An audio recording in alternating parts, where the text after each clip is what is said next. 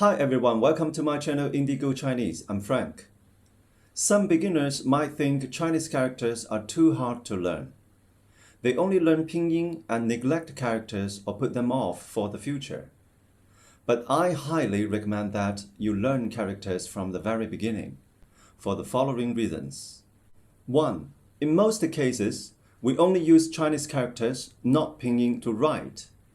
For example, on this page, you can't find any pinyin at all. So if you only learn pinyin, it can help you talk with people, but it won't help you to read Chinese. 2. Chinese characters are like images derived from life, with an ancient logic to their structure. They are sometimes interesting and easy to remember, so they might be less difficult than you imagine. For example, hello in Chinese is 你好, literally means you good. And for the character good, 好, the left part is a woman and the right part is a child. It represents a happy family, which is good. 3. Please don't be scared by the fact that there are about 4,000 commonly used characters. Actually, if you master 1,000 of the most frequently used ones, you can cover 90% of Chinese vocabulary. Even 500 basic characters get you to 80% of the vocabulary. If you don't start, they will always seem like a mountain in front of you. But once you conquer the basic characters, you will find that the advanced characters also become accessible, as they are often related to the basic ones. Chinese characters are one of the oldest writing systems in the world and have been continuously used to this day. These are oracle bone scripts from the Shang dynasty, dating back to about 3,500 years. In 221 BC, the first emperor Qin unified China and launched a series of reforms that included standardizing Chinese characters. In the Qin Han period, the characters evolved into their present-day square shape, and there was no major change for the next 2,000 years, which is why today's Chinese can easily read the classics across the long history. It was not until the 1950s that Chinese characters again underwent a change, but this change was considered a simplification when compared to the significant transformations in the ancient time. Let's see an example of character before and after the simplification. This word is 学, means to learn. On the left, it's the traditional character, which has been used for 2,000 years. On the right side, it's the simplified character.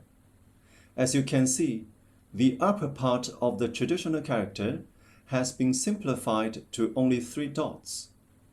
The change is not minor, yet it retains the overall visual feeling and structure of the original character.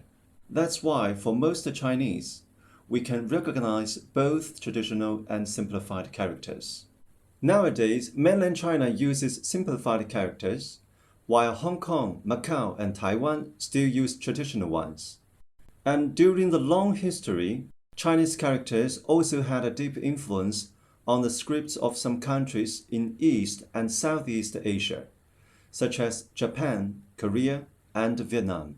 In Singapore, given the Chinese origins of a majority of the population, Mandarin and simplified characters are officially and popularly used. Now let's talk about the structure of characters. We know that characters are made up of lines and encapsulated in a square.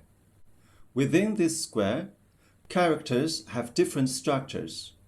The main structures are as follows. A single radical or root itself forms a character, and then multiple radicals form a character, including left and right structures, up and down structures, and surrounding structures. I marked numbers on the radicals, roughly indicating the order in which they should be written. You certainly don't have to memorize it now, just keep it as a reference. To put it simply, The general rule of writing order is from left to right, top to bottom, and outside to inside. For example, the two characters for China, 中国, now is 中, from left to right, top to bottom, and 国, from outside to inside.